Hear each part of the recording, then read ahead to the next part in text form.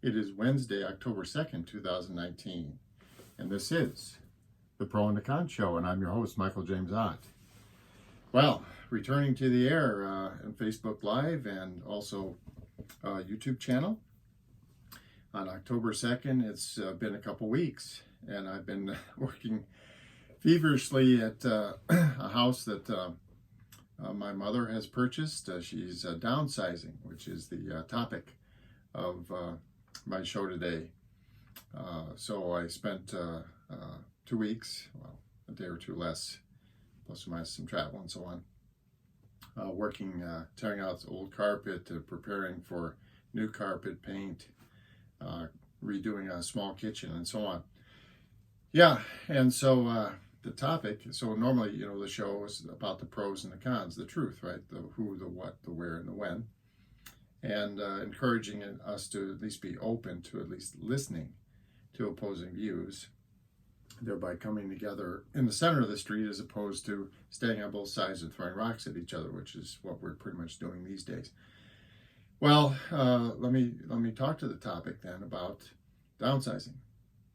So my mother, she has been living in retirement for many years. My father died maybe 16 years ago, so she's been on her own, using the wealth that they built together, so Social Security and savings and so on. And she's about to turn 90.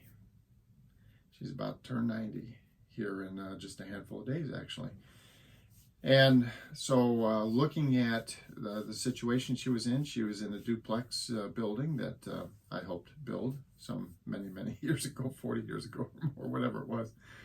And yeah, and so she was renting one side and living in the other, and the rent was a significant portion of her income. But now that she's almost 90, yeah, really kind of tough to be a landlord. And so without the income of having the rental on the other side of the duplex, yeah, so she's been feeling kind of financially strapped. And so what we are doing now is she's decided, well, go ahead and get rid of the duplex and in the small town that she lives in and move into a smaller home. So we collectively, some of my brothers and my sister, we helped her, look at different opportunities, and we settled on this one home, and there was a lot of back and forth over it. Certainly the house that she's buying, or has actually just purchased over the last couple of weeks, was much more affordable, but then it had things that needed to be taken care of. And so, but it's financially responsible for her to do that, right? And why am I talking about this on a show that generally deals with the politics of the USA? Well, the reason is that we have to be financially responsible as a nation, not just as individuals. We have to do that as a nation, and we haven't been. We've been quite bad at it, actually, for the last handful of decades. And we're really bad at it right at the moment. And because the economy is doing very well, yet we are running deficits that are exceeding $1 trillion a year. And so what's the analogy here? Well, it would be just like my mother saying, well, okay, I'm going to just get credit cards, and I'm going to charge expenses and stuff like that to these credit cards.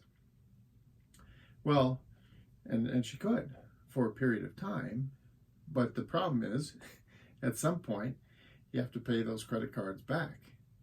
And the same thing happens with the U.S. and our deficits and the treasury bonds and stuff that help finance all this, that in some sense we are just printing money.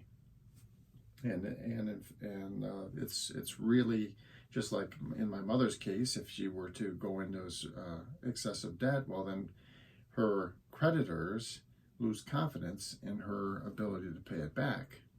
and then they foreclose. Well, guess what? The United States of America, yes, big, wealthy, powerful nation, but not quite as wealthy as we've been pretending we've been, because we've been charging up these hundreds of millions and now $1 trillion deficits every year for most of the years.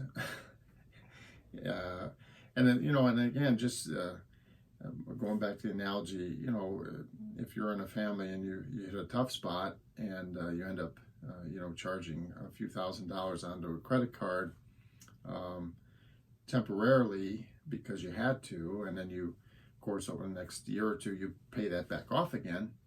Well, that's the whole intent of the deficit kind of thing on a national level as well. If the economy has a downturn, we do some spending and stuff that we can't afford in the long term, but we can do a little bit in the short term. The economy improves again, just like you on a personal level, you get a new job or whatever, get a better job. Now you can pay back the debts that you owe, and it's all about having the trust of your creditors. And this ultimately is going to be the reason why we are going to have an epic economic issue if we don't reverse course and fairly promptly. We've got to start balancing the budget and actually probably paying off some percentage of the existing deficit from previous years. If we don't, then at some point the world is going to lose confidence in our currency. They're going to lose confidence in us as debtors, and they, as creditors, are going to foreclose on us. And just again, as on an individual note or individual case, you go through a foreclosure, you lose your home. It's very, very painful. Much less painful to be fiscally responsible. Admittedly, it can be not as much fun. Maybe you don't go on as many vacations. You don't live with such extravagance. But on the other hand, losing your home, getting thrown in the street, these are things that are really, really tough. And this is where we're headed as a nation. So the point is that the truth is that we must get much better at balancing the budget. We have to, all of us, all Americans, all 340 or 50 million of us at this point, we have to really demand that our government does this. They have to do it in a logical way that isn't too drastic, because that will throw the economy, having a sudden change, a massive change in spending, that kind of stuff, can throw the economy into a spiral and also cause, again, our creditors to lose faith in us. So we've got to put together an economic package that makes sense, where we reduce our budget spending or increase our income through taxing, or preferably some combination of them, and along with, because there'll be some inherent constriction in the economy because of this, pulling some money out in taxes and also in deficit spending, then we'll have to have some fiscal monetary issue things where we free up capital in lending and that kind of stuff. So it'll have to be a coordinated thing with the Federal Reserve and Congress and us. But we've got to do this, okay? For the same reason that my mother was appropriately fiscally responsible, and as her circumstances have changed, now she's downsized into a smaller home, which is absolutely appropriate for her.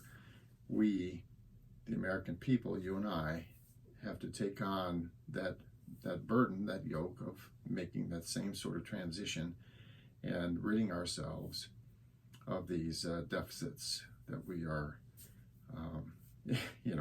stockpiling upon ourselves, you know, in the blissful hope, I guess, that someday that won't all come crashing down upon us, but it will. There's no question about this. All right, so Michael James out for the Pro and Con Show.